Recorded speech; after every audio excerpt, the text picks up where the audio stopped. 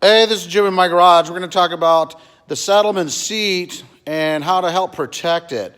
So what we have here is the things that we're going to use to install the seat lock from Santoro Fabworks. Now, you don't necessarily have to do it this way, but this is just a good idea.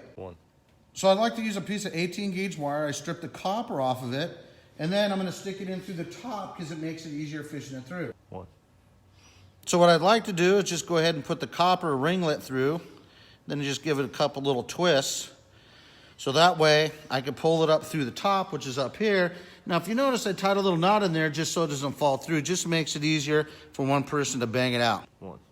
Then we're going to just go ahead and line it up so the little pin is in the locking keyway there. And then we're going to take the horseshoe clamp, is what I like to call it, and just snap it on. And it'll snap right on into place.